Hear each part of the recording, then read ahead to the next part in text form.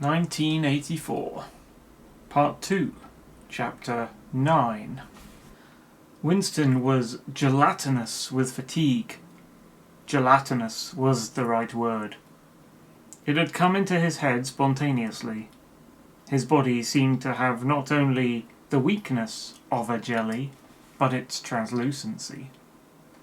He felt that if he held up his hand, he would be able to see the light through it.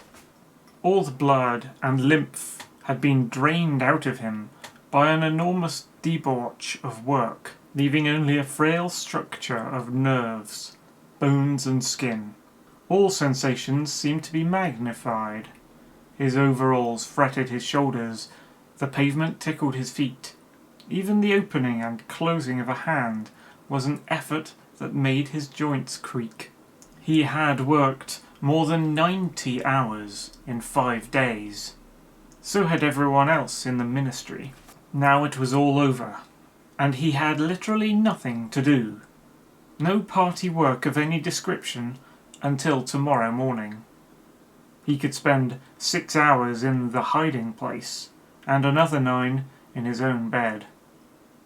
Slowly, in mild afternoon sunshine, he walked up a dingy street in the direction of Mr. Charrington's shop, keeping one eye open for the patrols, but irrationally convinced that this afternoon there was no danger of anyone interfering with him. The heavy briefcase that he was carrying bumped against his knee at each step, sending a tingling sensation up and down the skin of his leg. Inside it was the book, which he had now had in his possession for 6 days and had not yet opened, nor even looked at. On the 6th day of Hate Week, after the processions, the speeches, the shouting, the singing, the banners, the posters, the films, the waxworks, the rolling of drums and squealing of trumpets, the tramp of marching feet, the grinding of the caterpillars of tanks, the roar of massed planes, the booming of guns.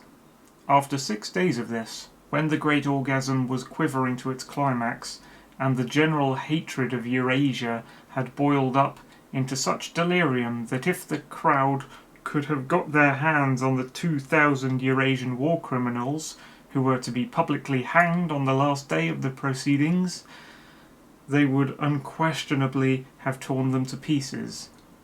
At just this moment it had been announced that Oceania was not after all at war with Eurasia. Oceania was at war with Eastasia. Eurasia was an ally. There was, of course, no admission that any change had taken place. Merely it became known, with extreme suddenness, and everywhere at once, that Eastasia, and not Eurasia, was the enemy. Winston was taking part in a demonstration in one of the central London squares at the moment when it happened. It was night, and the white faces and scarlet banners were luridly floodlit. The square was packed with several thousand people, including a block of about 1,000 schoolchildren in the uniform of the spies. On a scarlet-draped platform, an orator of the inner party, a small lean man with disproportionately long arms and a large bald skull over which a few lank locks straggled, was haranguing the crowd. A little Rumpelstiltskin figure, contorted with hatred, he gripped the neck of the microphone with one hand, while the other, enormous at the end of a bony arm, clawed the air menacingly above his head. His voice, made metallic by the amplifiers, boomed forth an endless catalogue of atrocities, massacres, deportations, lootings, rapings, torture of prisoners, bombing of civilians, lying propaganda, unjust aggressions, broken treaties. It was almost impossible to listen to him without being first convinced and then maddened. At every few moments the fury of the crowd boiled over, and the voice of the speaker was drowned by the wild, beast-like roaring that rose uncontrollably from thousands of throats. The most savage yells of all came from the school children. The speech had been proceeding for perhaps 20 minutes when a messenger hurried onto the platform and a scrap of paper was slipped into the speaker's hand. He unrolled it and read it without pausing in his speech. Nothing altered in his voice or manner, or in the content of what he was saying, but suddenly the names were different. Without words said, a wave of understanding rippled through the crowd. Oceania was at war with East Asia. The next moment there was a tremendous commotion. The banners and posters with which the square was decorated were all wrong. Quite half of them had the wrong faces on them. It was sabotage. The agents of Goldstein had been at work. There was a riotous interlude while posters were ripped from the walls, banners torn to shreds and trampled underfoot. The spies performed prodigies of activity in clambering over the rooftops and cutting the streamers that fluttered from the chimneys. But within 2 or 3 minutes it was all over. The orator, still gripping the neck of the microphone, his shoulders hunched forward, his free hand clawing at the air, had gone straight on with his speech. 1 minute more, and the feral roars of rage were again bursting from the crowd. The hate continued exactly as before, except that the target had been changed.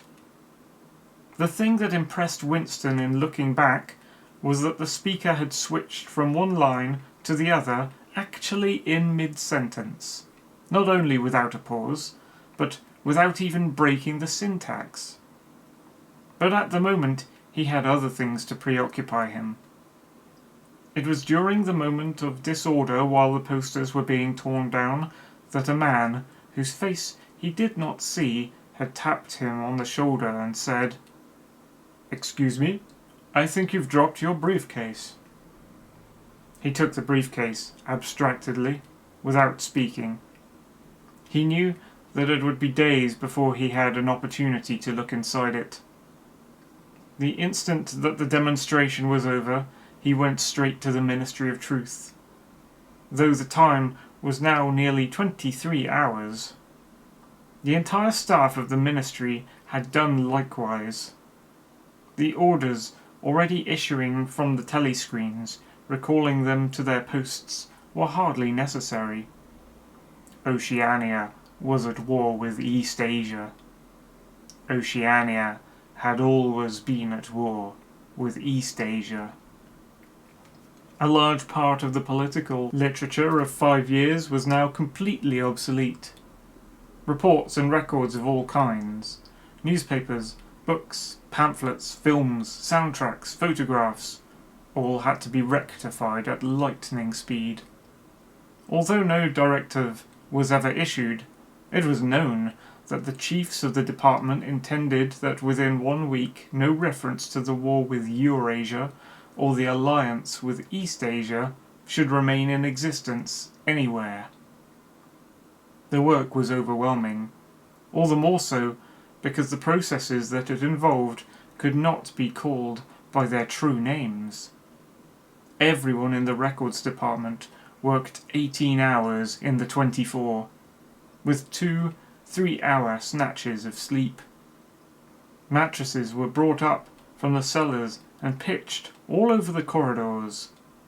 Meals consisted of sandwiches and Victory coffee wheeled round on trolleys by attendants from the canteen.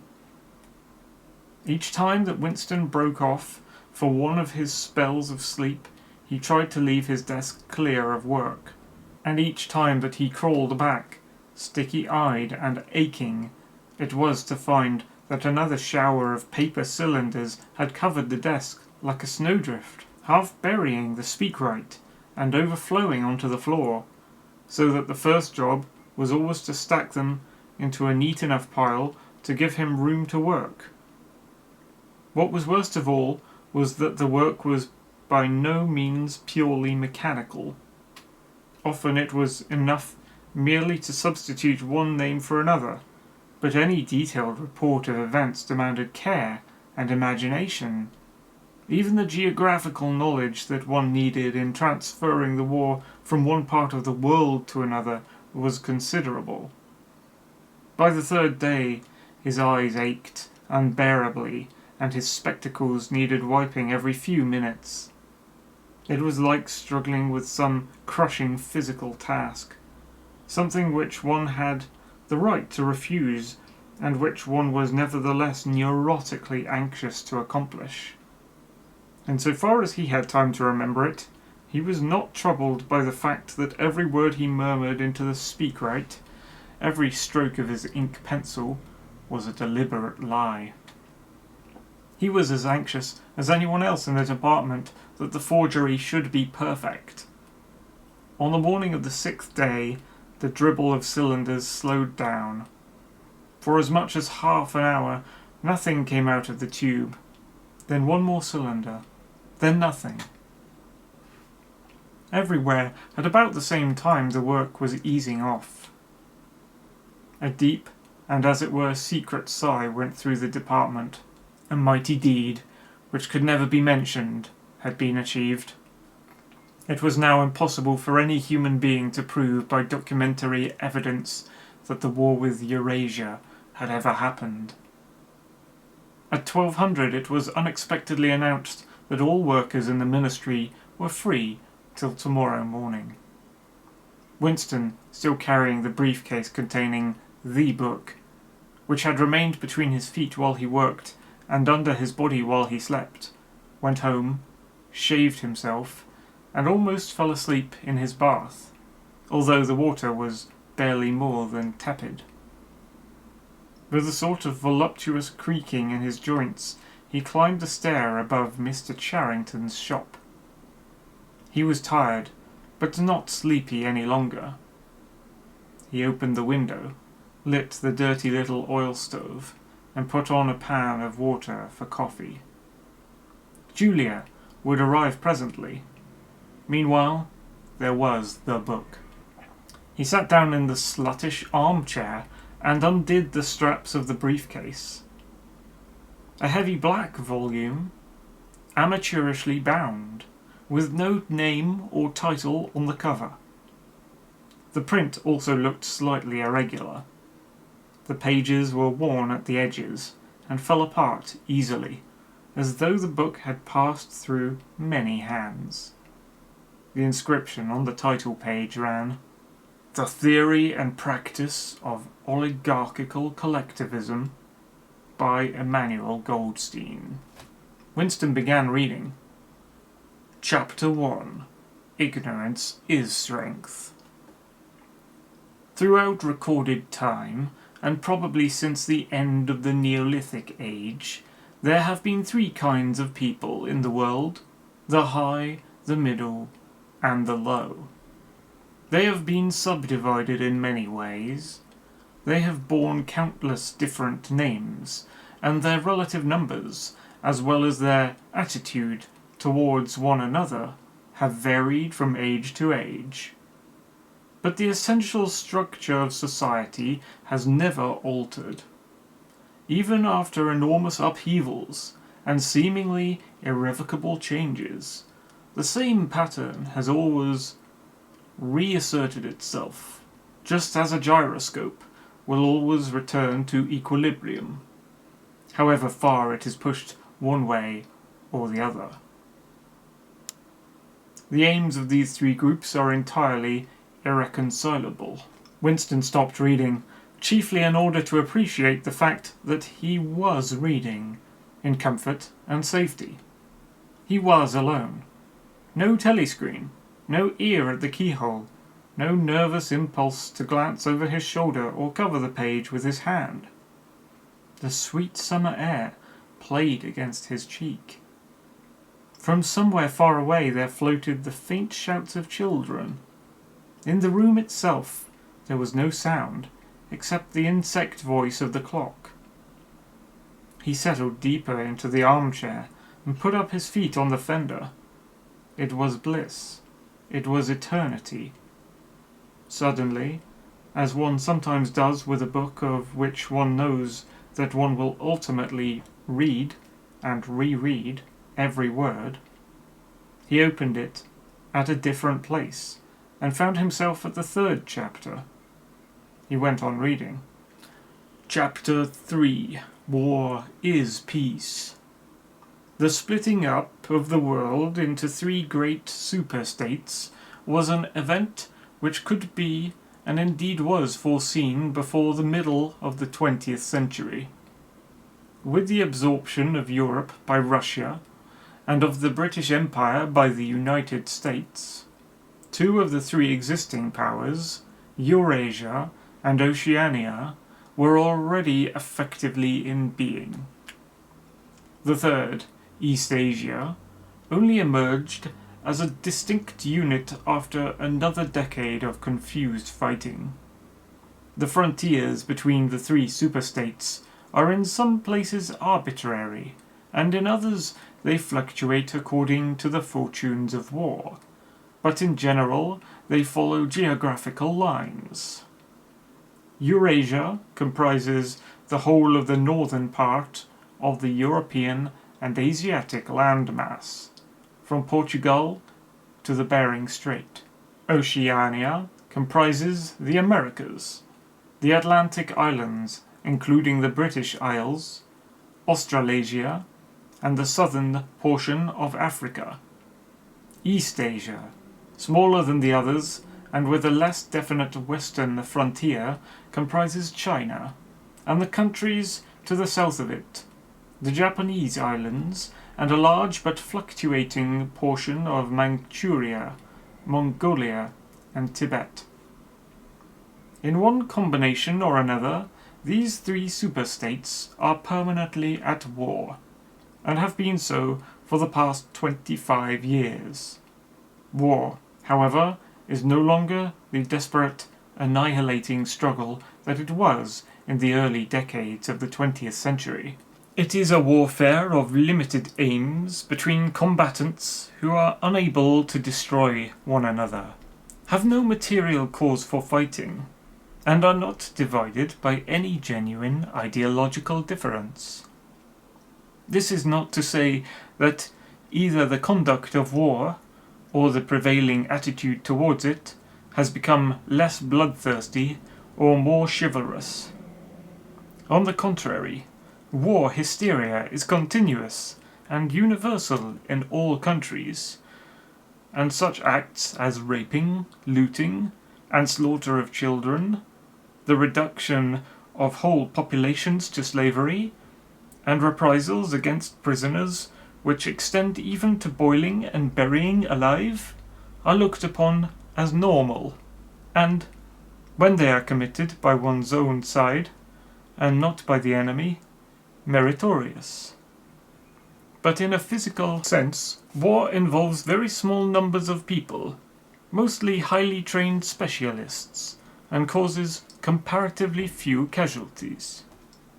The fighting, when there is any, takes place on the vague frontiers whose whereabouts the average man can only guess at, or round the floating fortresses, which guard strategic spots on the sea lanes. In the centres of civilization, war means no more than a continuous shortage of consumption goods, and the occasional crash of a rocket bomb, which may cause a few scores of deaths. War has in fact changed its character. More exactly, the reasons for which war is waged have changed in their order of importance. Motives which were already present to some small extent in the great wars of the early 20th century have now become dominant and are consciously recognized and acted upon. To understand the nature of the present war, for in spite of the regrouping which occurs every few years, it is always the same war, one must realize, in the first place, that it is impossible for it to be decisive. None of the 3 superstates could be definitively conquered, even by the other 2 in combination. They are too evenly matched, and their natural defences are too formidable. Eurasia is protected by its vast land spaces, Oceania by the width of the Atlantic and the Pacific, East Asia by the fecundity and industriousness of its inhabitants. Secondly, there is no longer, in a material sense, anything to fight about. With the establishment of self-contained economies in which production and consumption are geared to one another, the scramble for markets, which was a main cause of previous wars, has come to an end, while the competition for raw materials is no longer a matter of life and death. In any case, each of the three superstates is so vast that it can obtain almost all the materials that it needs within its own boundaries.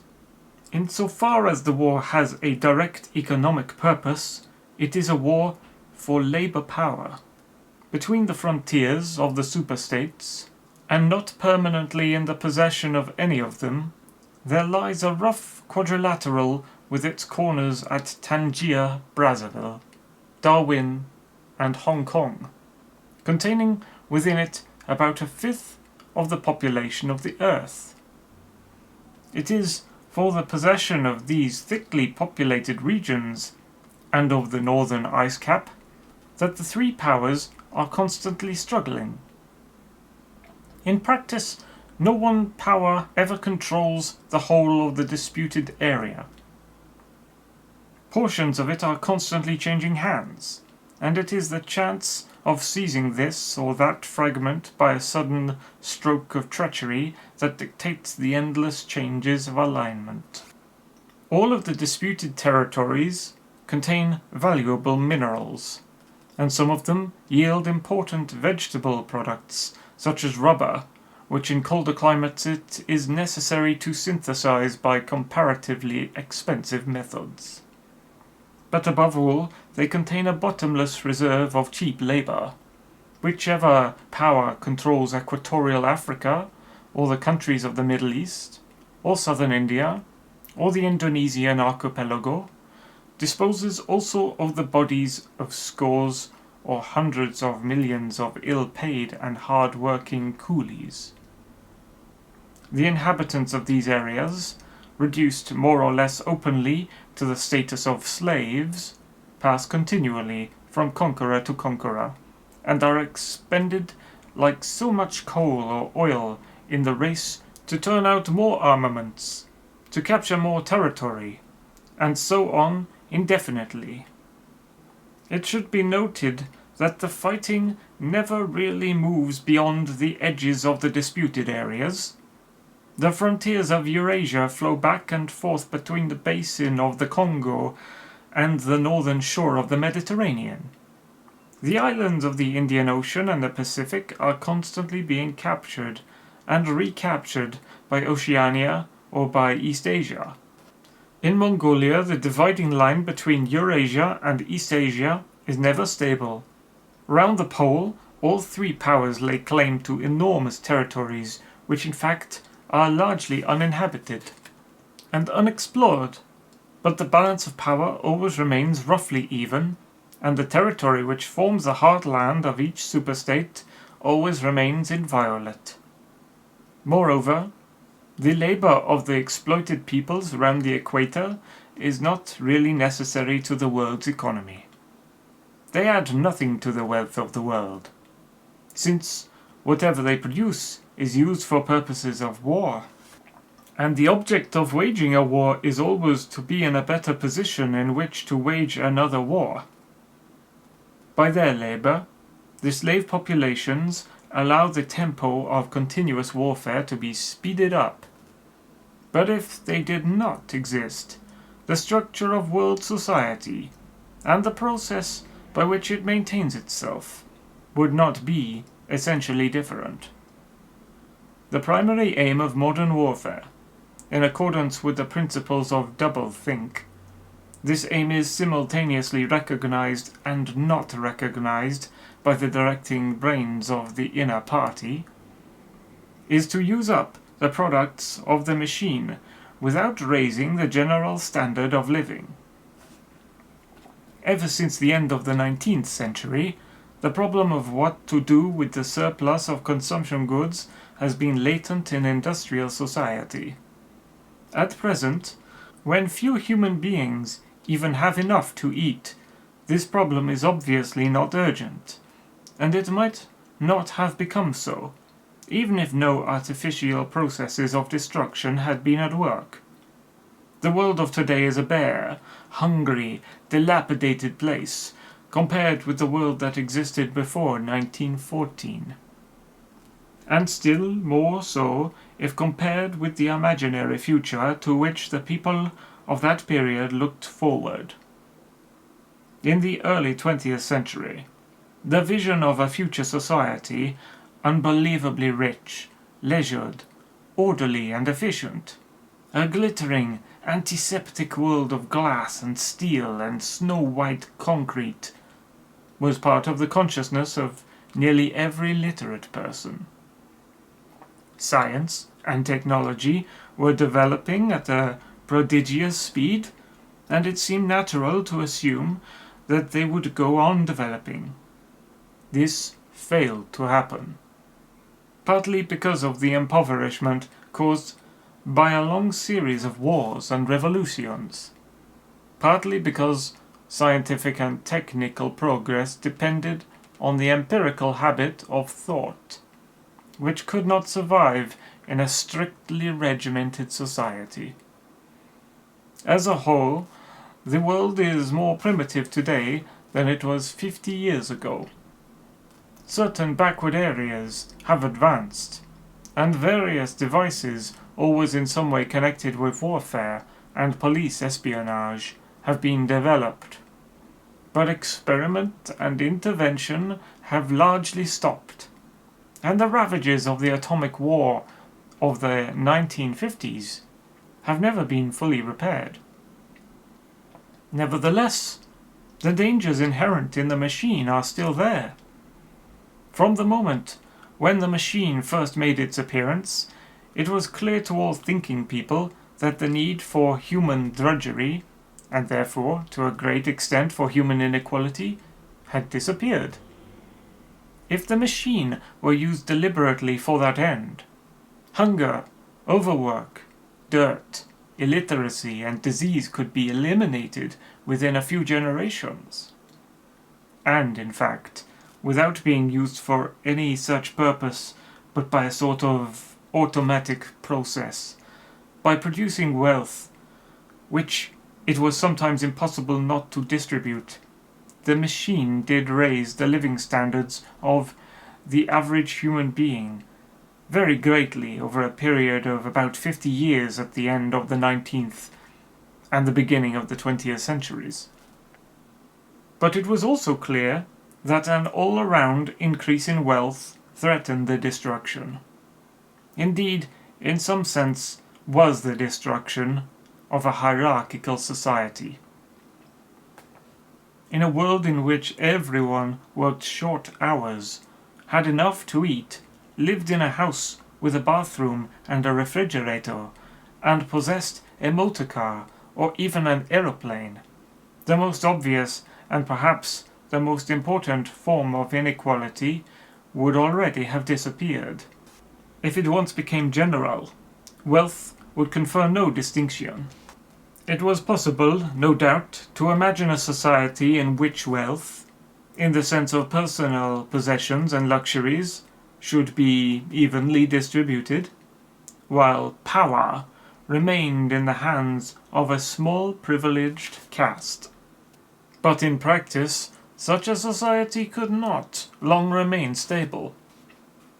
For, if leisure and security were enjoyed by all alike, the great mass of human beings who are normally stupefied by poverty would become literate and would learn to think for themselves.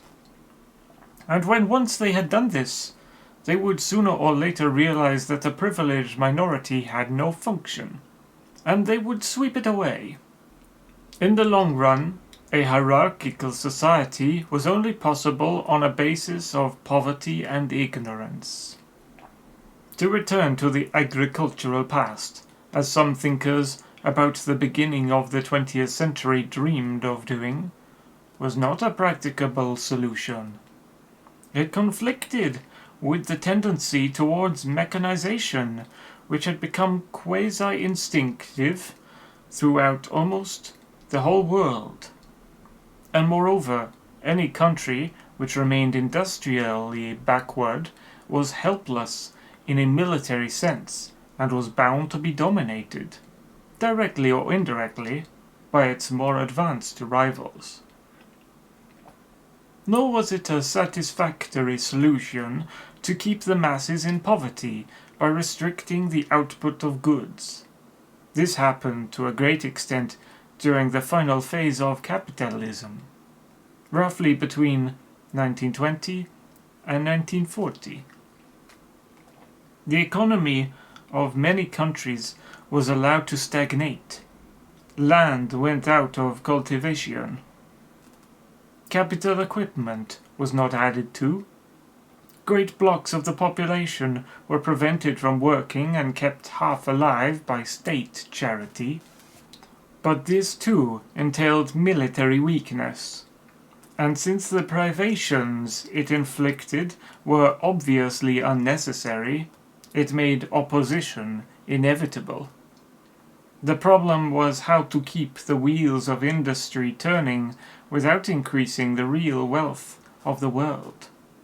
Goods must be produced, but they must not be distributed. And in practice, the only way of achieving this was by continuous warfare. The essential act of war is destruction, not necessarily of human lives, but of the products of human labor.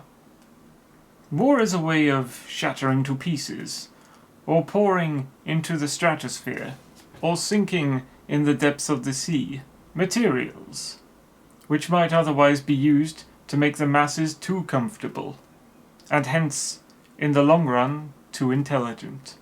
Even when weapons of war are not actually destroyed, their manufacture is still a convenient way of expending labor power without producing anything that can be consumed.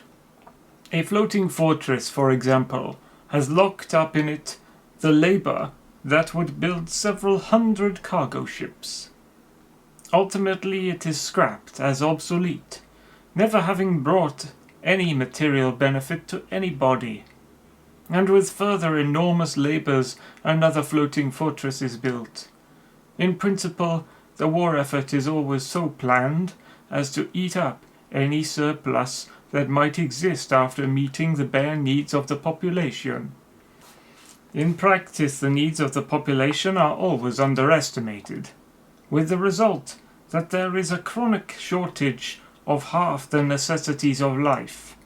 But this is looked on as an advantage.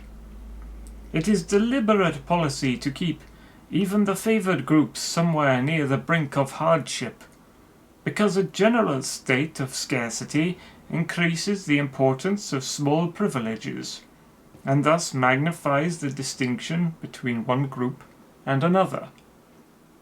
By the standards of the early 20th century, even a member of the inner party lives an austere, laborious kind of life. Nevertheless, the few luxuries that he does enjoy, his large, well-appointed flat, the better texture of his clothes, the better quality of his food and drink and tobacco, his 2 or 3 servants, his private motor car or helicopter, set him in a different world from a member of the outer party. And the members of the outer party have a similar advantage in comparison with the submerged masses whom we call the proles. The social atmosphere is that of a besieged city, where the possession of a lump of horseflesh makes the difference between wealth and poverty, and at the same time the consciousness of being at war, and therefore in danger, makes the handing over of all power to a small caste seem the natural unavoidable condition of survival. War, it will be seen, not only accomplishes the necessary destruction, but accomplishes it in a psychologically acceptable way. In principle, it would be quite simple to waste the surplus labor of the world by building temples and pyramids, by digging holes and filling them up again, or even by producing vast quantities of goods, and then setting fire to them.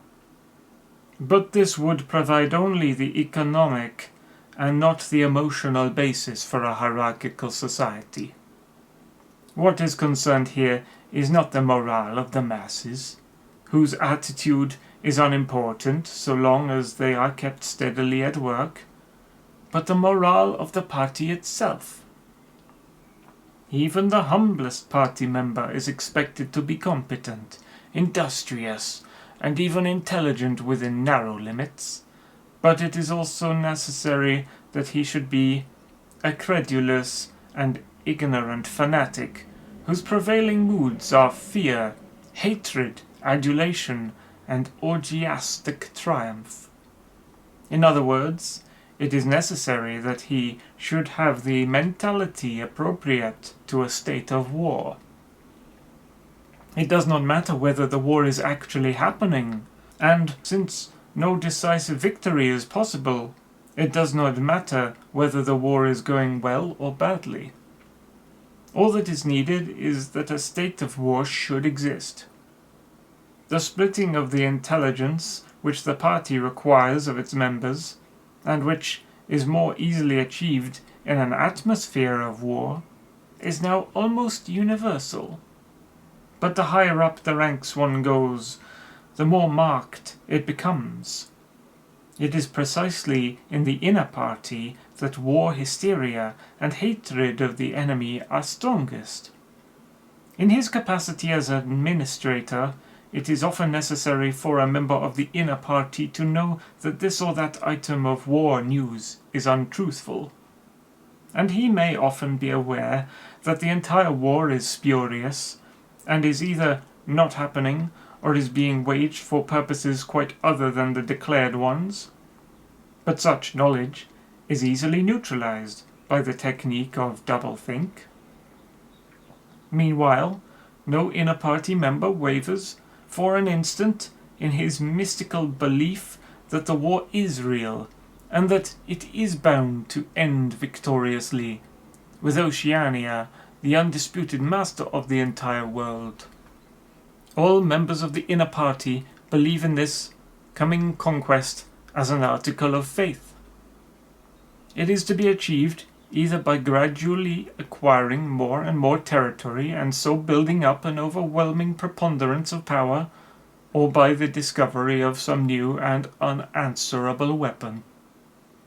The search for new weapons continues unceasingly, and is one of the very few remaining activities in which the inventive or speculative type of mind can find any outlet. In Oceania at the present day, science, in the old sense, has almost ceased to exist. In Newspeak, there is no word for science. The empirical method of thought, on which all the scientific achievements of the past were founded, is opposed to the most fundamental principles of Ingsoc. And even technological progress only happens when its products can in some way be used for the diminution of human liberty. In all the useful arts, the world is either standing still or going backwards. The fields are cultivated with horse ploughs, while books are written by machinery. But in matters of vital importance, meaning, in effect, war and police espionage, the empirical approach is still encouraged, or at least tolerated. The two aims of the party are to conquer the whole surface of the earth and to extinguish once and for all the possibility of independent thought. There are therefore two great problems which the party is concerned to solve. One is how to discover, against his will, what another human being is thinking, and the other is how to kill several 100 million people in a few seconds without giving warning beforehand. Insofar as scientific research still continues, this is its subject matter. The scientist of today is either a mixture of psychologist and inquisitor, studying with extraordinary minuteness the meaning of facial expressions, gestures, and tones of voice, and testing the truth-producing effects of drugs, shock therapy, hypnosis, and physical torture. Or he is a chemist, physicist, or biologist, concerned only with such branches of his special subject as are relevant to the taking of life. In the vast laboratories of the Ministry of Peace, and in the experimental stations hidden in the Brazilian forests, or in the Australian desert, or on lost islands of the Antarctic, the teams of experts are indefatigably at work. Some are concerned simply with planning the logistics of future wars. Others devise larger and larger rocket bombs, more and more powerful explosives, and more impenetrable armor plating.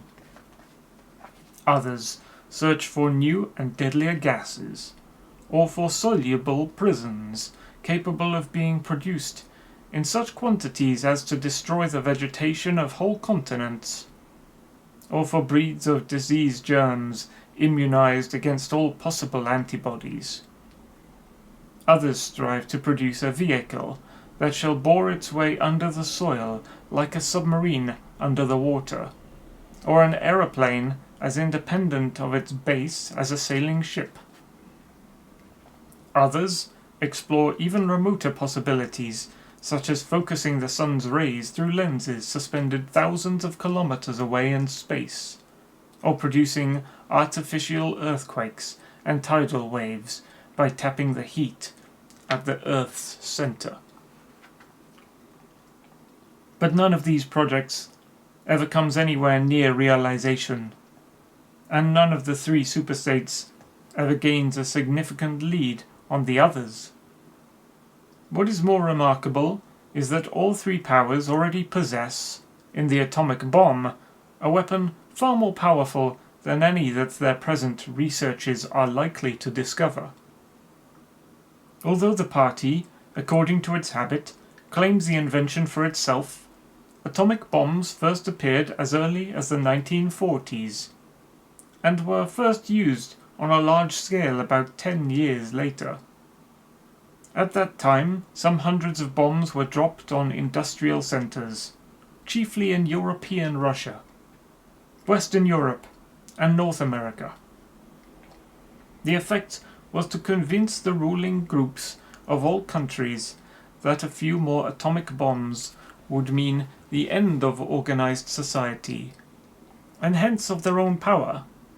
Thereafter, although no formal agreement was ever made or hinted at, no more bombs were dropped. All three powers merely continue to produce atomic bombs, and store them up against the decisive opportunity which they all believe will come sooner or later. And meanwhile, the art of war has remained almost stationary for 30 or 40 years. Helicopters are more used than they were formerly. Bombing planes have been largely suspended by self-propelled projectiles, and the fragile movable battleship has given way to the almost unsinkable floating fortress. But otherwise there has been little development. The tank, the submarine, the torpedo, the machine gun, even the rifle and the hand grenade are still in use. And in spite of the endless slaughters reported in the press and on the telescreens, the desperate battles of earlier wars, in which hundreds and thousands or even millions of men were often killed in a few weeks, have never been repeated.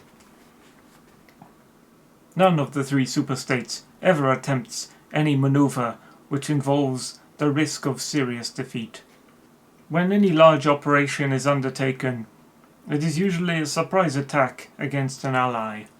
The strategy that all three powers are following, or pretend to themselves that they are following, is the same. The plan is, by a combination of fighting, bargaining, and well-timed strokes of treachery, to acquire a ring of bases, completely encircling one or other of the rival, and remain on peaceful terms for so many years as to lull suspicion to sleep. During this time, rockets loaded with atomic bombs can be assembled at all the strategic spots. Finally, they will all be fired simultaneously, with effects so devastating as to make retaliation impossible. It will then be time to sign a pact of friendship with the remaining world power, in preparation for another attack. This scheme, it is hardly necessary to say, is a mere daydream, impossible of realization. Moreover, no fighting ever occurs except in the disputed areas round the equator and the pole. No invasion of an enemy territory is ever undertaken. This explains the fact that in some places the frontiers between the superstates are arbitrary. Eurasia, for example, could easily conquer the British Isles, which are geographically part of Europe. Or on the other hand, it would be possible for Oceania to push its frontiers to the Rhine, or even to the Vistula. But this would violate the principle, followed on all sides, though never formulated, of cultural integrity. If Oceania were to conquer the areas that used once to be known as France and Germany, it would be necessary either to exterminate the inhabitants, a task of great physical difficulty, or to assimilate a population of about 100 million people, who, so far as technical development goes, are roughly on the oceanic level. The problem is the same for all three superstates. It is absolutely necessary to their structure that there should be no contact with foreigners except, to a limited extent, with war prisoners and colored slaves. Even the official ally of the moment is always regarded with the darkest suspicion. War prisoners apart, the average citizen of Oceania never sets eyes on a citizen of either Eurasia or East Asia, and he is forbidden the knowledge of foreign languages. If he were allowed contact with foreigners, he would discover that they are creatures similar to himself, and that most of what he has been told about them is lies. The sealed world in which he lives would be broken, and the fear, hatred, and self-righteousness on which his morale depends might evaporate. It is therefore realized on all sides that however often Persia, or Egypt, or Java, or Ceylon may change hands, the main frontiers must never be crossed by anything except bombs. Under this lies a fact never mentioned aloud, but tacitly understood and acted upon, namely, that the conditions of life in all three superstates are very much the same. In Oceania, the prevailing philosophy is called Ingsoc. In Eurasia, it is called Neo-Bolshevism. And in East Asia, it is called by a Chinese name, usually translated as death worship, but perhaps better rendered as obliteration of the self. The citizen of Oceania is not allowed to know anything of the tenets of the other two philosophies, but he is taught to execrate them as barbarous outrages upon morality and common sense. Actually, the three philosophies are barely distinguishable, and the social systems which they support are not distinguishable at all. Everywhere there is this same pyramidal structure, the same worship of a semi-divine leader, the same economy existing by and for continuous warfare. It follows that the three superstates not only cannot conquer one another, but would gain no advantage by doing so. On the contrary, so long as they remain in conflict, they prop one another up, like three sheaves of corn, and, as usual, the ruling groups of all three powers are simultaneously aware and unaware of what they are doing. Their lives are dedicated to world conquest, but they also know that it is necessary that the war should continue everlastingly and without victory. Meanwhile, the fact that there is no danger of conquest makes possible the denial of reality, which is the special feature of Ingsoc and its rival systems of thought. Here it is necessary to repeat what has been said earlier, that by becoming continuous, war has fundamentally changed its character. In past ages, a war, almost by definition, was something that sooner or later came to an end, usually an unmistakable victory or defeat. In the past also, war was one of the main instruments by which human societies were kept in touch with physical reality. All rulers in all ages have tried to impose a false view of the world upon their followers, but they could not afford to encourage any illusion that tended to impair military efficiency. So long as defeat meant the loss of independence, or some other result generally held to be undesirable, the precautions against defeat had to be serious. Physical facts could not be ignored. In philosophy or religion or ethics or politics, 2 and 2 might make 5. But when one was designing a gun or an aeroplane, they had to make 4. Inefficient nations were always conquered sooner or later, and the struggle for efficiency was inimical to illusions. Moreover, to be efficient, it was necessary to be able to learn from the past, which meant having a fairly accurate idea of what had happened in the past. Newspapers and history books were, of course, always colored and biased, but falsification of the kind that is practiced today would have been impossible. War was a sure safeguard of sanity, and so far as the ruling classes were concerned, it was probably the most important of all safeguards. While wars could be won or lost, the ruling class could be completely irresponsible. But when war becomes literally continuous, it also ceases to be dangerous. When war is continuous, there is no such thing as military necessity. Technical progress can cease, and the most palpable facts can be denied or disregarded. As we have seen, researches that could be called scientific are still carried out for the purposes of war, but they are essentially a kind of daydreaming, and their failure to show results is not important.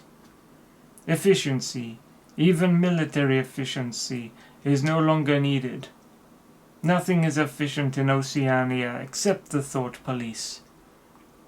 Since each of the three superstates is unconquerable, each is in effect a separate universe within which almost any perversion of thought can be safely practiced. Reality only exerts its pressure through the needs of everyday life. The need to eat and drink, to get shelter and clothing, to avoid swallowing poison or stepping out of top-story windows and the like. Between life and death, and between physical pleasure and physical pain, there is still a distinction, but that is all. Cut off from contact with the outer world and with the past, the citizen of Oceania is like a man in interstellar space, who has no way of knowing which direction is up and which is down. The rulers of such a state are absolute, as the pharaohs or the Caesars could not be. They are obliged to prevent their followers from starving to death in numbers large enough to be inconvenient. And they are obliged to remain at the same low level of military technique as their rivals. But once that minimum is achieved, they can twist reality into whatever shape they choose. The war, therefore, if we judge it by the standards of previous wars, is merely an imposture. It is like the battles between certain ruminant animals, whose horns are set at such an angle that they are incapable of hurting one another. But though it is unreal, it is not meaningless. It eats up the surplus of consumable goods, and it helps to preserve the special mental atmosphere that a hierarchical society needs. War, it will be seen, is now a purely internal affair. In the past, the ruling groups of all countries, although they might recognize their common interest and therefore limit the destructiveness of war, did fight against one another, and the victor always plundered the vanquished. In our own day, they are not fighting against one another at all. The war is waged by each ruling group against its own subjects. And the object of the war is not to make or prevent conquests of territory, but to keep the structure of society intact. The very word war, therefore, has become misleading. It would probably be accurate to say that by becoming continuous, war has ceased to exist. The peculiar pressure that it exerted on human beings between the Neolithic age and the early 20th century has disappeared and been replaced by something quite different. The effect would be much the same if the three superstates, instead of fighting one another, should agree to live in perpetual peace, each inviolate within its own boundaries, for in that case each would still be a self-contained universe, freed forever from the sobering influence of external danger. A peace that was truly permanent would be the same as a permanent war. This, although the vast majority of party members understand it only in a shallower sense, is the inner meaning of the party slogan, "War is peace." Winston stopped reading for a moment. Somewhere in remote distance, a rocket bomb thundered. The blissful feeling of being alone with a forbidden book, in a room with no telescreen, had not worn off. Solitude and safety were physical sensations, mixed up somehow with the tiredness of his body, the softness of the chair, the touch of the faint breeze from the window that played upon his cheek. The book fascinated him. Or more exactly, it reassured him. In a sense it told him nothing that was new, but that was part of the attraction. It said what he would have said if it had been possible for him to set his scattered thoughts in order. It was the product of a mind similar to his own, but enormously more powerful, more systematic, less fear-ridden. The best books, he perceived, are those that tell you what you know already. He had just turned back to chapter 1 when he heard Julia's footstep on the stair and started out of his chair to meet her. She dumped her brown tool bag on the floor and flung herself into his arms. It was more than a week since they had seen one another. "I've got the book," he said, as they disentangled themselves. "Oh, you've got it? Good," she said without much interest, and almost immediately knelt down beside the oil stove to make the coffee. They did not return to the subject until they had been in bed for half an hour. The evening was just cool enough to make it worthwhile to pull up the counterpane. From below came the familiar sound of singing and the scrape of boots on the flagstones. The brawny red-armed woman whom Winston had seen there on his first visit was almost a fixture in the yard. There seemed to be no hour of daylight when she was not marching to and fro between the washtub and the line, alternately gagging herself with clothes pegs and breaking forth into lusty song. Julia had settled down on her side and seemed to be already on the point of falling asleep. He reached out for the book, which was lying on the floor, and sat up against the bedhead. "We must read it," he said. "You too. All members of the Brotherhood have to read it." "You read it," she said with her eyes shut. "Read it aloud. That's the best way. And then you can explain it to me as you go." The clock's hand said 6, meaning 18. They had 3 or 4 hours ahead of them. He propped the book against his knees and began reading. Chapter 1. Ignorance is Strength. Throughout recorded time, and probably since the end of the Neolithic Age, there have been 3 kinds of people in the world: the high, the middle, and the low. They have been subdivided in many ways. They have borne countless different names, and their relative numbers, as well as their attitude towards one another, have varied from age to age, but the essential structure of society has never altered. Even after enormous upheavals and seemingly irrevocable changes, the same pattern has always reasserted itself, just as a gyroscope will always return to equilibrium, however far it is pushed one way or the other. "Julia, are you awake?" said Winston. "Yes, my love, I'm listening. Go on. It's marvelous." He continued reading. "The aims of these 3 groups are entirely irreconcilable. The aim of the high is to remain where they are. The aim of the middle is to change places with the high. The aim of the low, when they have an aim. For it is an abiding characteristic of the low that they are too much crushed by drudgery to be more than intermittently conscious of anything outside their daily lives, is to abolish all distinctions and create a society in which all men shall be equal. Thus throughout history, a struggle which is the same in its main outlines recurs over and over again. For long periods the high seem to be securely in power, but sooner or later there always comes a moment when they lose either their belief in themselves or their capacity to govern efficiently, or both. They are then overthrown by the middle, who enlist the low on their side by pretending to them that they are fighting for liberty and justice. As soon as they have reached their objective, the middle thrust the low back into their old position of servitude, and themselves become the high.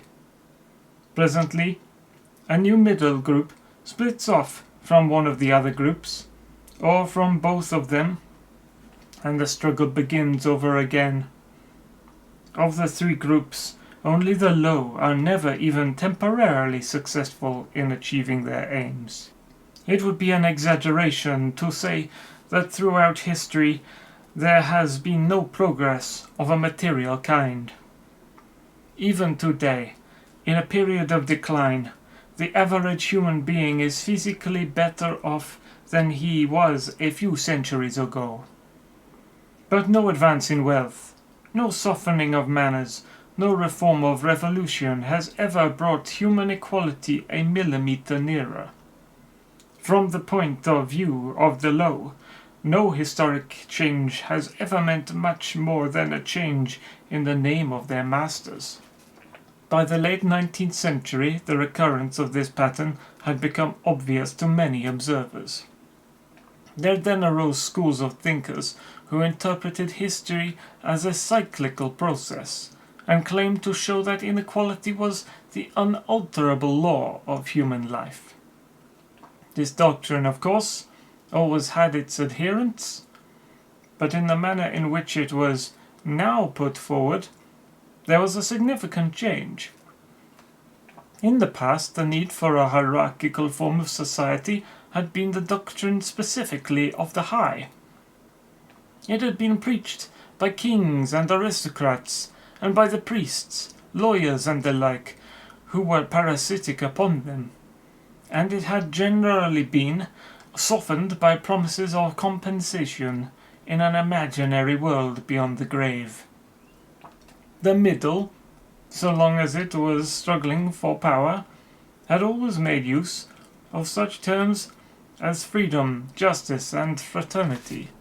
Now, however, the concept of human brotherhood began to be assailed by people who were not yet in positions of command, but merely hoped to be so before long.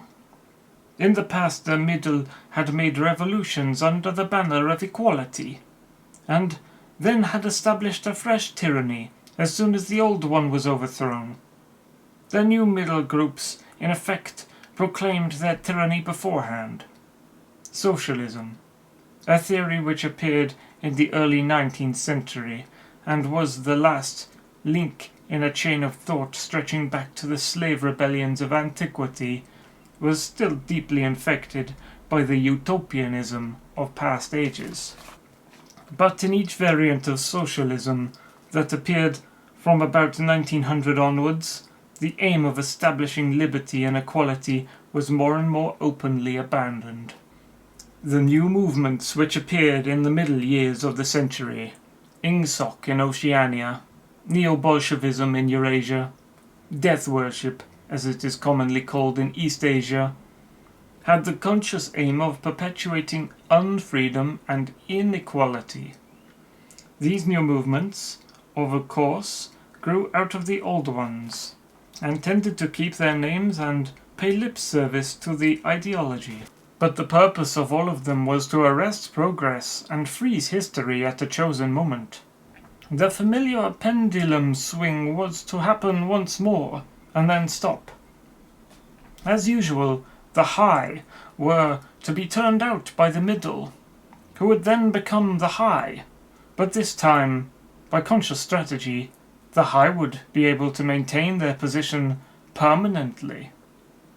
The new doctrines arose partly because of the accumulation of historical knowledge and the growth of the historical sense, which had hardly existed before the 19th century. The cyclical movement of history was now intelligible, or appeared to be so, and if it was intelligible, then it was alterable. But the principal, underlying cause was that, as early as the beginning of the 20th century, human equality had become technically possible. It was still true that men were not equal in their native talents, and that functions had to be specialized in ways that favored some individuals against others, but there was no longer any real need for class distinctions or for large differences of wealth. In earlier ages, class distinctions had not only been inevitable but desirable. Inequality was the price of civilization. With the development of machine production, however, the case was altered. Even if it was still necessary for human beings to do different kinds of work, it was no longer necessary for them to live at different social or economic levels. Therefore, from the point of view of the new groups who were on the point of seizing power, human equality was no longer an ideal to be striven after, but a danger to be averted. In more primitive ages, when a just and peaceful society was in fact not possible, it had been fairly easy to believe it. The idea of an earthly paradise in which men should live together in a state of brotherhood, without laws, and without brute labor, had haunted the human imagination for thousands of years. And this vision had had a certain hold even on the groups who actually profited by each historic change. The heirs of the French, English, and American revolutions had partly believed in their own phrases about the rights of man, freedom of speech, equality before the law, and the like, and had even allowed their conduct to be influenced by them to some extent. But by the fourth decade of the 20th century, all the main currents of political thought were authoritarian. The earthly paradise had been discredited at exactly the moment when it became realizable. Every new political theory, by whatever name it called itself, led back to hierarchy and regimentation.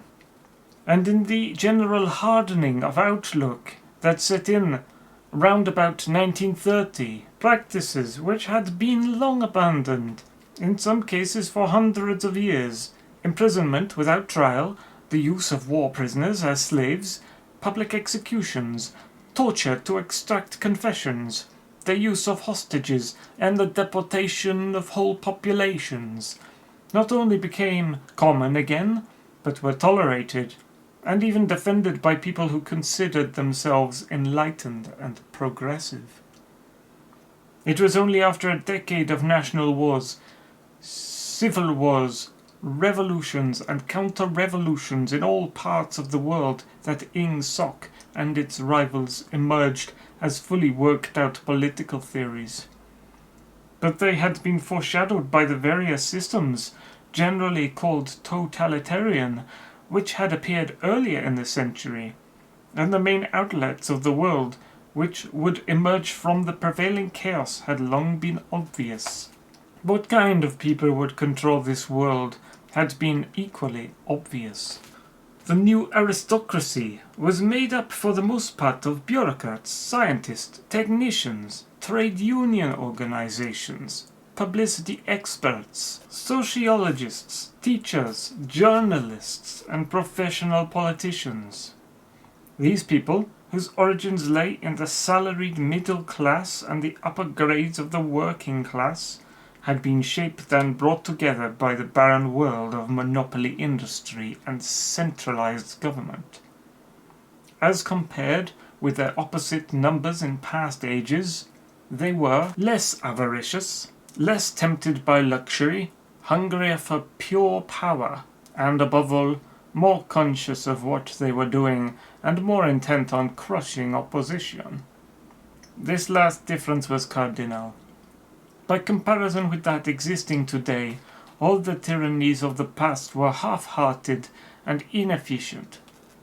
The ruling groups were always infected to some extent by liberal ideas, and were content to leave loose ends everywhere, to regard only the overt act and to be uninterested in what their subjects were thinking. Even the Catholic Church of the Middle Ages was tolerant by modern standards. Part of the reason for this was that in the past, no government had the power to keep its citizens under constant surveillance. The invention of print, however, made it easier to manipulate public opinion, and the film and the radio carried the process further. With the development of television and the technical advance, which made it possible to receive and transmit simultaneously on the same instrument, private life came to an end. Every citizen, or at least every citizen important enough to be worth watching, could be kept for 24 hours a day under the eyes of the police, and in the sound of official propaganda, with all other channels of communication closed. The possibility of enforcing not only complete obedience to the will of the state, but complete uniformity of opinion on all subjects now existed for the first time. After the revolution period of the 50s and 60s, society regrouped itself, as always, into high, middle, and low.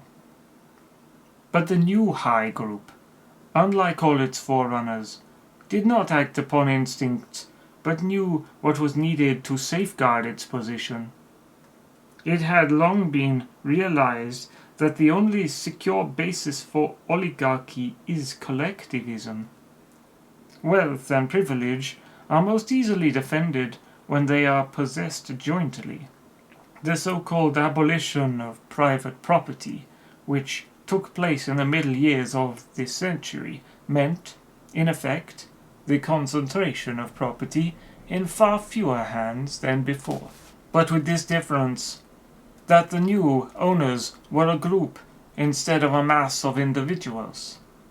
Individually, no member of the party owns anything, except petty personal belongings. Collectively, the party owns everything in Oceania, because it controls everything, and disposes of the products as it thinks fit.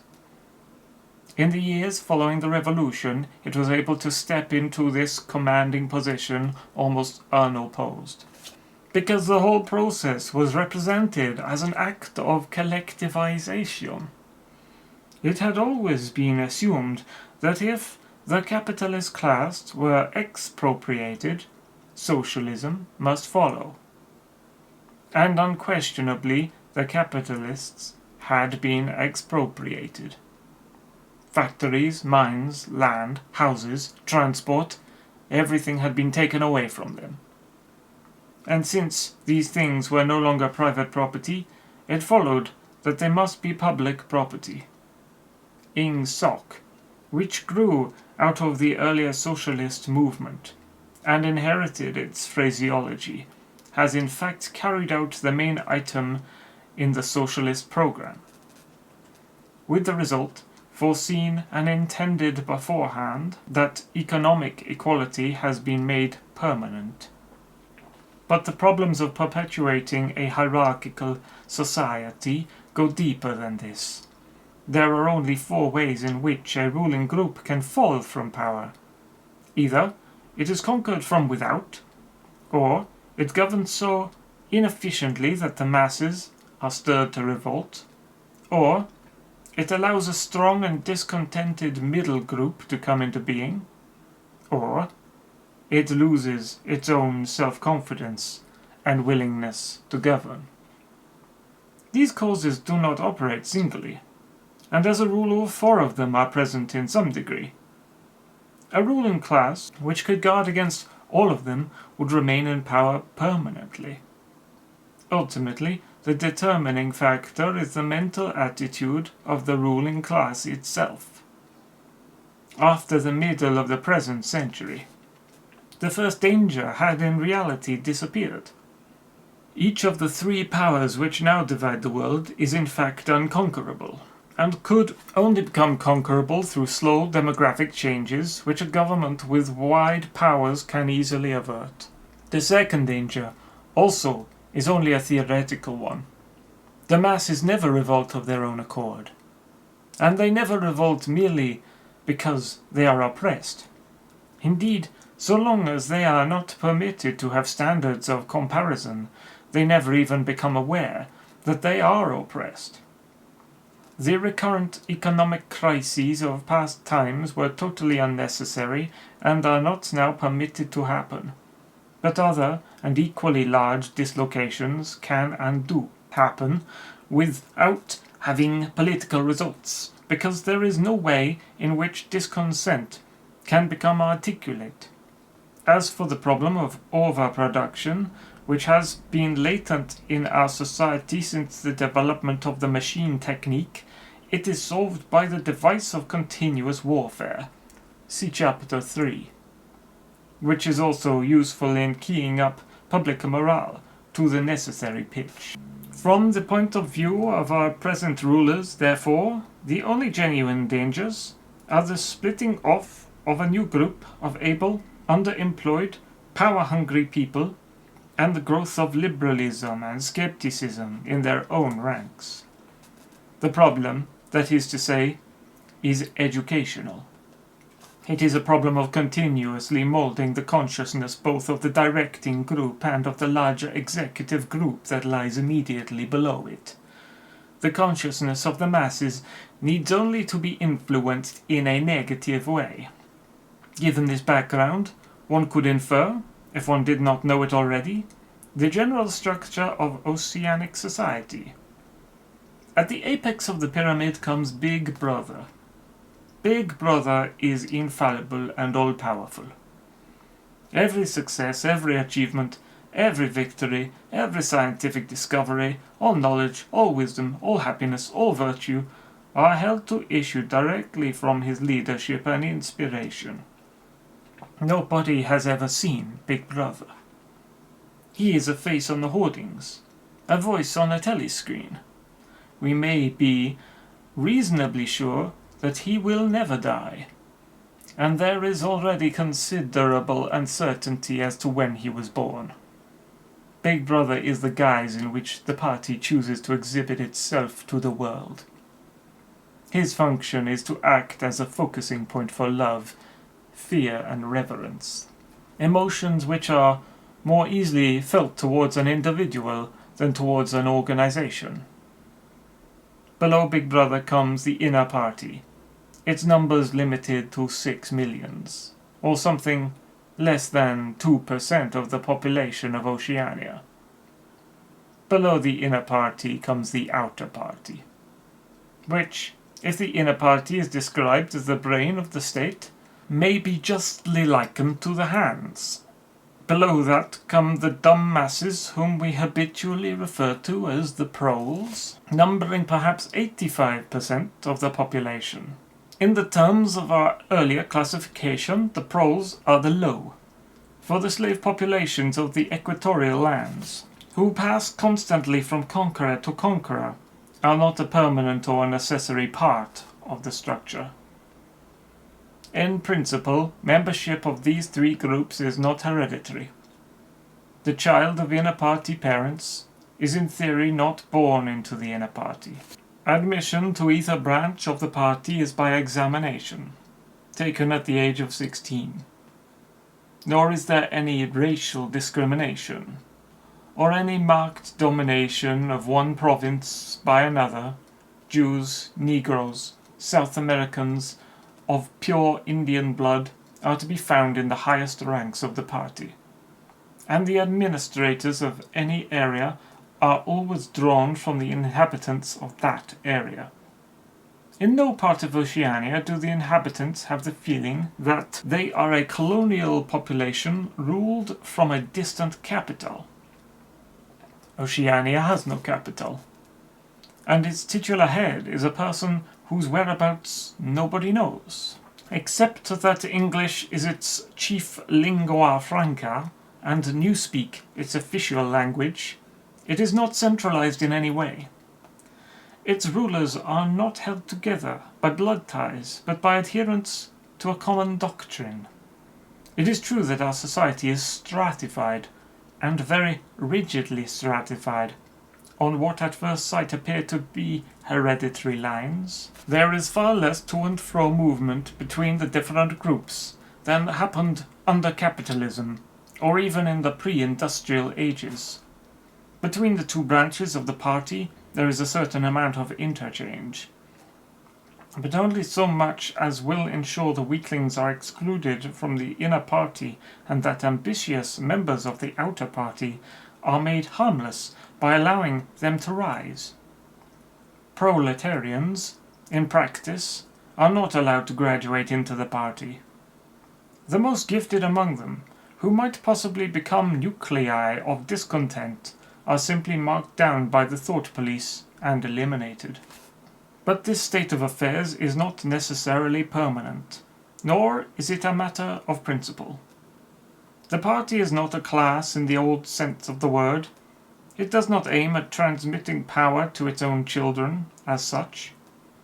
And if there were no other way of keeping the ablest people at the top, it would be perfectly prepared to recruit an entire new generation from the ranks of the proletariat. In the crucial years, the fact that the party was not a hereditary body did a great deal to neutralize opposition. The older kind of socialist, who had been trained to fight against something called class privilege, assumed that what is not hereditary cannot be permanent.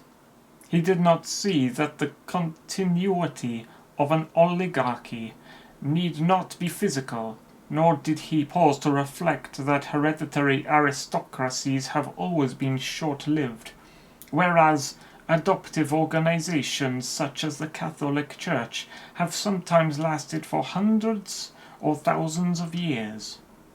The essence of oligarchical rule is not father-to-son inheritance, but the persistence of a certain worldview and a certain way of life imposed by the dead upon the living. A ruling group is a ruling group so long as it can nominate its successors. The party is not concerned with perpetuating its blood, but with perpetuating itself. Who wields power is not important, provided that the hierarchical structure remains always the same. All the beliefs, habits, tastes, emotions, mental attitudes that characterized our time are really designed to sustain the mystique of the party and prevent the true nature of present-day society from being perceived. Physical rebellion, or any preliminary move towards rebellion, is at present not possible. From the proletarians nothing is to be feared. Left to themselves, they will continue from generation to generation and from century to century, working, breeding and dying, not only without any impulse to rebel, but without the power of grasping that the world could be other than it is. They could only become dangerous if the advance of industrial technique made it necessary to educate them more highly. But since military and commercial rivalry are no longer important, the level of popular education is actually declining. What opinions the masses hold or do not hold is looked on as a matter of indifference.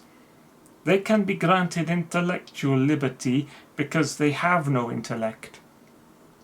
In a party member, on the other hand, not even the smallest deviation of opinion on the most unimportant subject can be tolerated. A party member lives from birth to death under the eye of the thought police. Even when he is alone, he can never be sure that he is alone.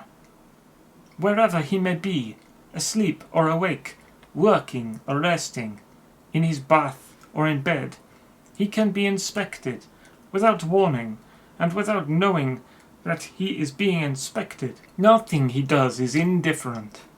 His friendships, his relaxations, his behavior towards his wife and children, the expression of his face when he is alone, the words he mutters in sleep, even the characteristic movements of his body, are all jealously scrutinized. Not only any actual misdemeanor, but any eccentricity, however small, any change of habits, any nervous mannerism that could possibly be the symptom of an inner struggle, is certain to be detected. He has no freedom of choice in any direction whatever.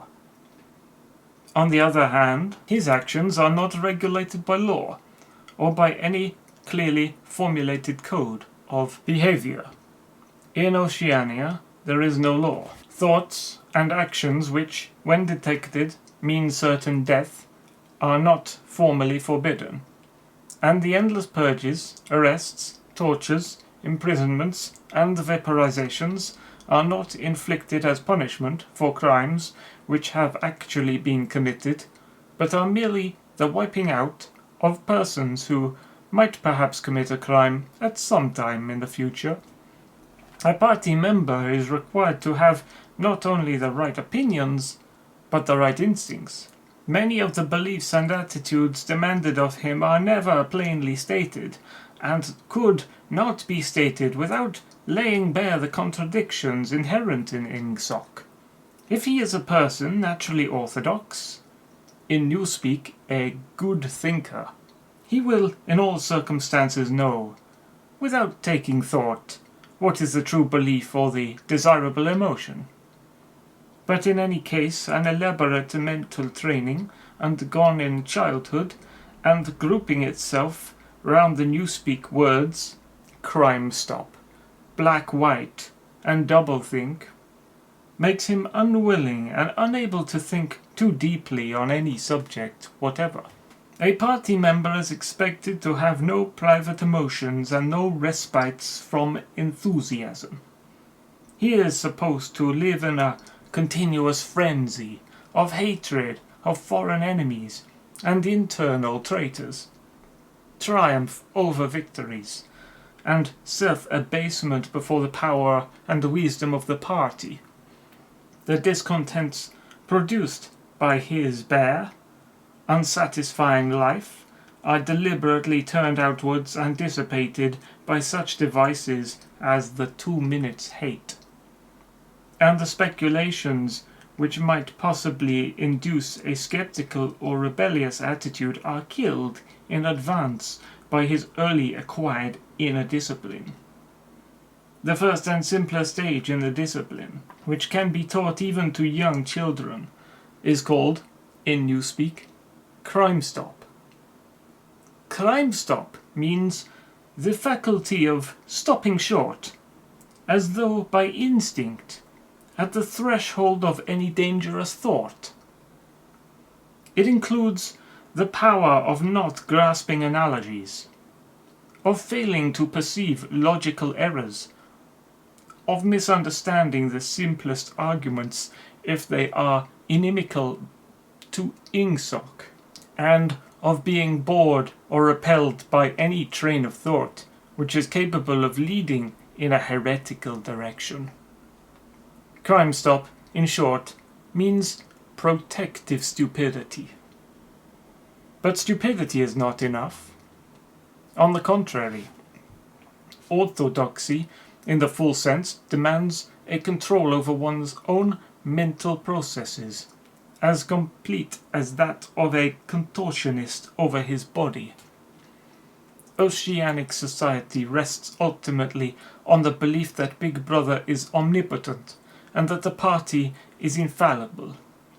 But since in reality Big Brother is not omnipotent and the party is not infallible, there is need for an unwearying, moment-to-moment flexibility in the treatment of facts.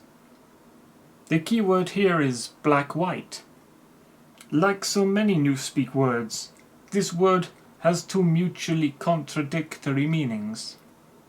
Applied to an opponent, it means the habit of impudently claiming that black is white, in contradiction of the plain facts. Applied to a party member, it means a loyal willingness to say that black is white when party discipline demands this. But it means also the ability to believe that black is white, and more, to know that black is white, and to forget that one has ever believed the contrary. This demands a continuous alteration of the past, made possible by the system of thought which really embraces all the rest, and which is known in Newspeak as doublethink. The alteration of the past is necessary for 2 reasons, one of which is subsidiary, and, so to speak, precautionary. The subsidiary reason is that the party member, like the proletarian, tolerates present-day conditions partly because he has no standards of comparison. He must be cut off from the past, just as he must be cut off from foreign countries, because it is necessary for him to believe that he is better off than his ancestors, and that the average level of material comfort is constantly rising. But by far the more important reason for the readjustment of the past is the need to safeguard the infallibility of the party. It is not merely that speeches, statistics, and records of every kind must be constantly brought up to date in order to show that the predictions of the party were in all cases right. It is also that no change in doctrine or in political alignment can ever be admitted, for to change one's mind, or even one's policy, is a confession of weakness. If, for example, Eurasia or East Asia, whichever it may be, is the enemy today, then that country must always have been the enemy, and if the facts say otherwise, then the facts must be altered. Thus, history is continuously rewritten. This day-to-day falsification of the past, carried out by the Ministry of Truth, is as necessary to the stability of the regime as the work of repression and espionage carried out by the Ministry of Love. The mutability of the past is the central tenet of INGSOC. Past events, it is argued, have no objective existence, but survive only in written records and in human memories. The past is whatever the records and the memories agree upon. And since the party is in full control of all records, and in equally full control of the minds of its members, it follows that the past is whatever the party chooses to make it. It also follows that though the past is alterable, it never has been altered in any specific instance. For when it has been recreated in whatever shape is needed at the moment, then this new version is the past. And no different past can ever have existed. This holds good even when, as often happens, the same event has to be altered out of recognition several times in the course of a year. At all times the party is in possession of absolute truth, and clearly the absolute can never have been different from what it is now.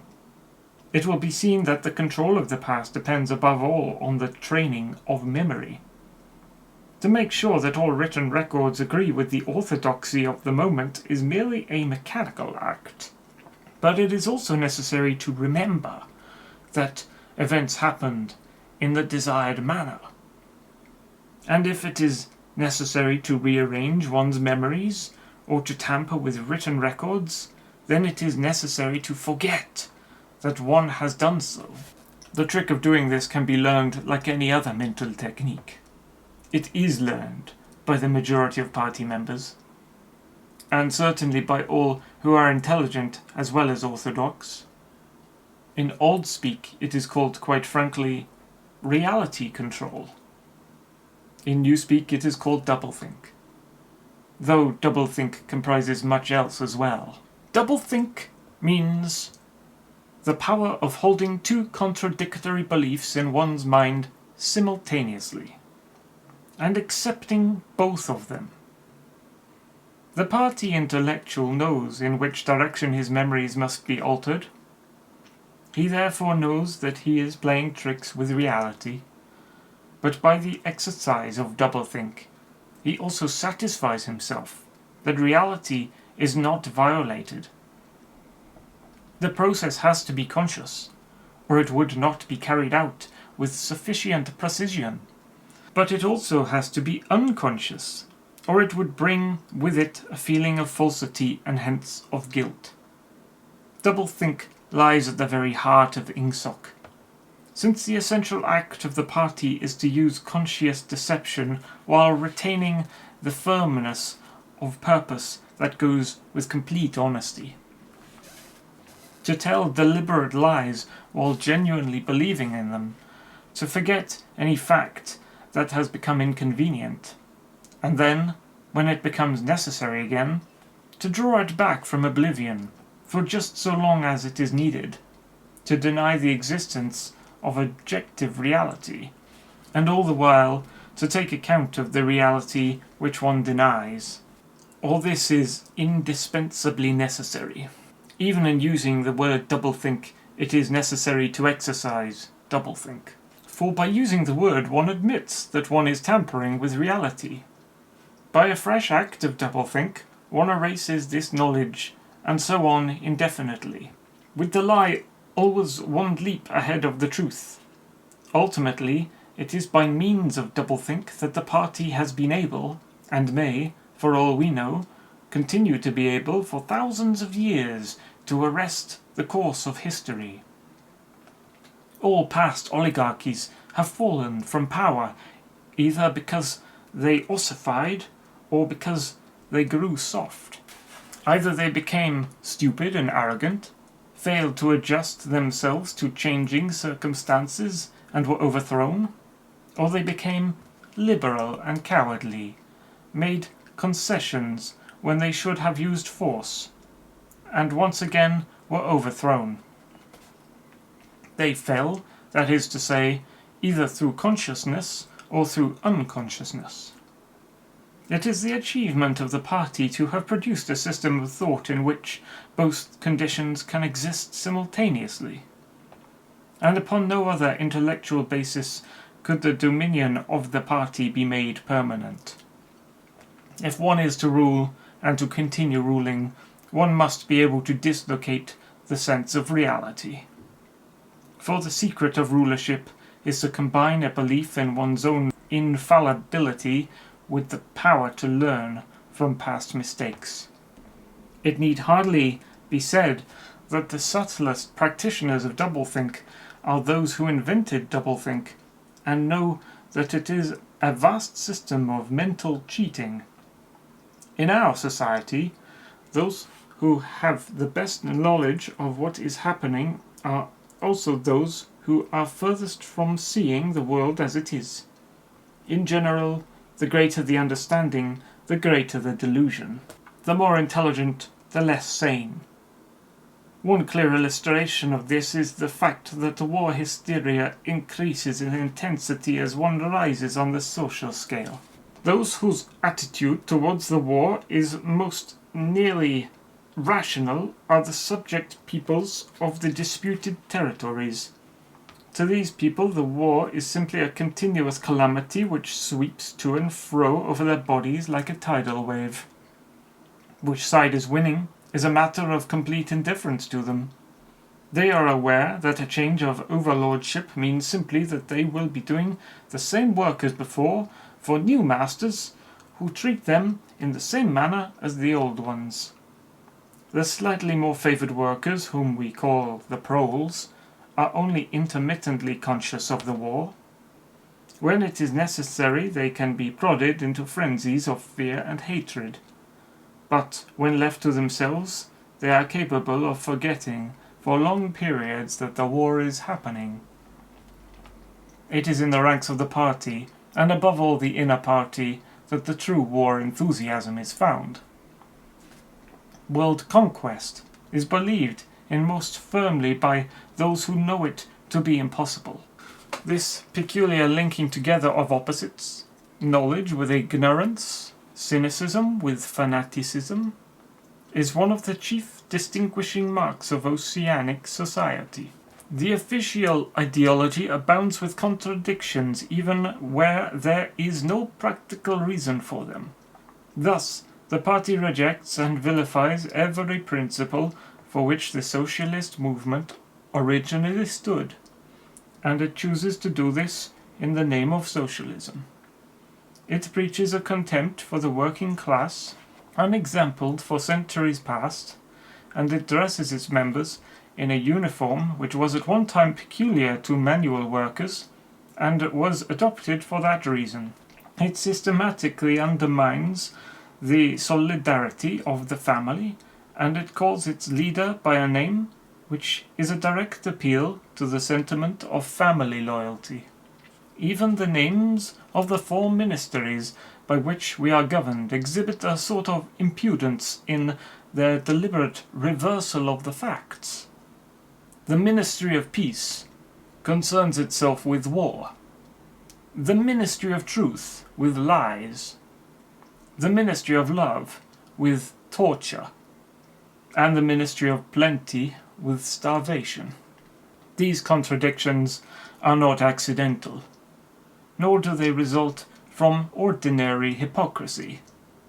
They are deliberate exercises in doublethink, for it is only by reconciling contradictions that power can be retained indefinitely.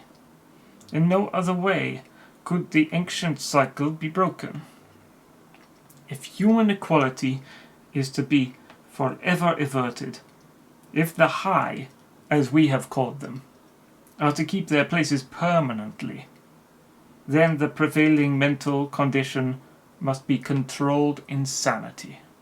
But there is one question which, until this moment, we have almost ignored. It is, why should human equality be averted? Supposing that the mechanics of the process have been rightly described, what is the motive for this huge, accurately planned effort to freeze history at a particular moment of time? Here we reach the central secret. As we have seen, the mystique of the party, and above all the inner party, depends on doublethink. But deeper than this lies the original motive, the never-questioned instinct that first led to the seizure of power and brought doublethink, the thought police, continuous warfare, and all the other necessary paraphernalia into existence afterwards. This motive really consists... Winston became aware of silence, as one becomes aware of a new sound. It seemed to him that Julia had been very still for some time past. She was lying on her side, naked from the waist upwards, with her cheek pillowed on her hand, and one dark lock tumbling across her eyes. Her breast rose and fell slowly and regularly. "Julia!" No answer. "Julia, are you awake?" No answer. She was asleep. He shut the book, put it carefully on the floor, lay down, and pulled the coverlet over both of them. He had still, he reflected, not learned the ultimate secret. He understood how. He did not understand why. Chapter 1, like Chapter 3, had not actually told him anything that he did not know. It had merely systematized the knowledge that he possessed already. But after reading it, he knew better than before that he was not mad. Being in a minority, even a minority of one, did not make you mad. There was truth and there was untruth. And if you clung to the truth even against the whole world, you were not mad. A yellow beam from the sinking sun slanted in through the window and fell across the pillow. He shut his eyes. The sun on his face and the girl's smooth body touching his own gave him a strong, sleepy, confident feeling. He was safe. Everything was all right. He fell asleep, murmuring, "Sanity is not statistical," with the feeling that this remark contained in it profound wisdom.